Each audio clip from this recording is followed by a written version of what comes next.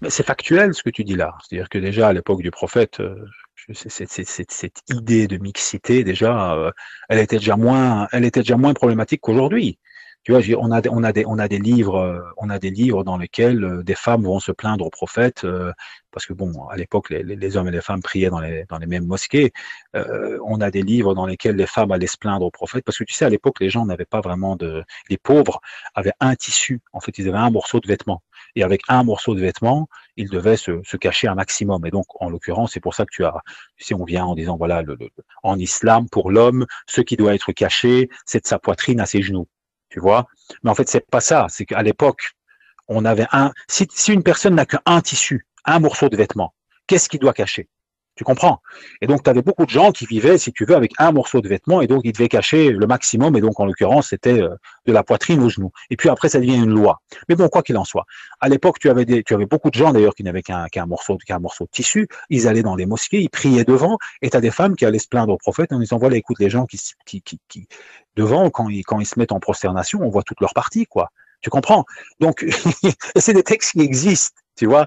Donc, en fait, ce que je serais à t'expliquer, c'est que ces problèmes de mixité étaient des problèmes qui n'étaient pas aussi significatifs à l'époque déjà. Je ne sais pas pourquoi, en fait, si tu veux, il y a une sorte de rapport maladif à ces problématiques de mixité.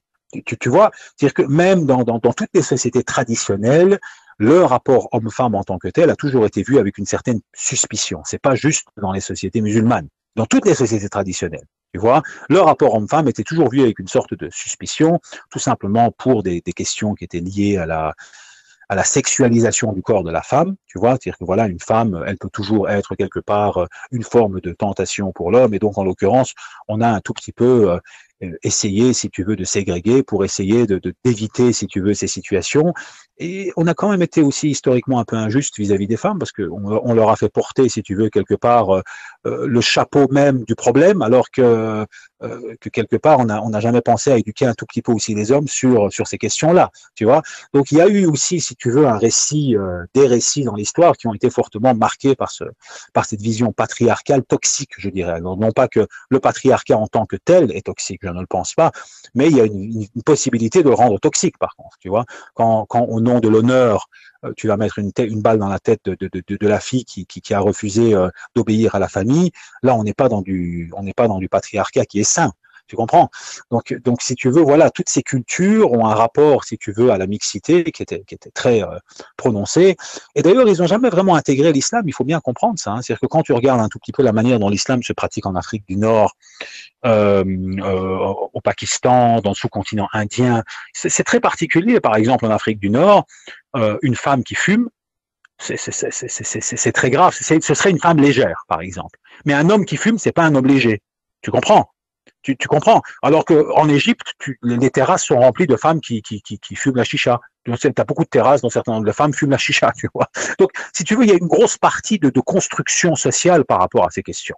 Tu vois.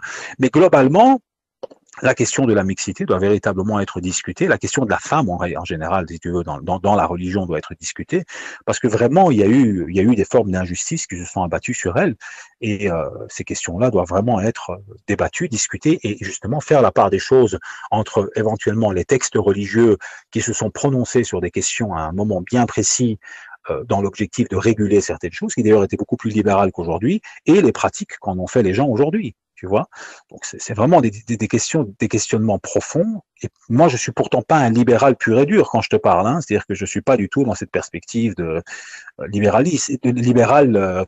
Je suis pas dans le libéralisme ni dans je suis pas, si tu veux, dans cette perspective libérale qui va essayer de promouvoir toute une série de choses. Mais je dis tout simplement factuellement dans notre histoire, il y a un problème dans le rapport à la femme. Tu vois. Je ne sais pas pour quelles raisons certaines cultures ont essayé de justifier toute une série de pratiques en essayant de justifier cela par la religion. Et ça, c'est quelque chose de très dommageable et pour notre religion et pour ces sociétés.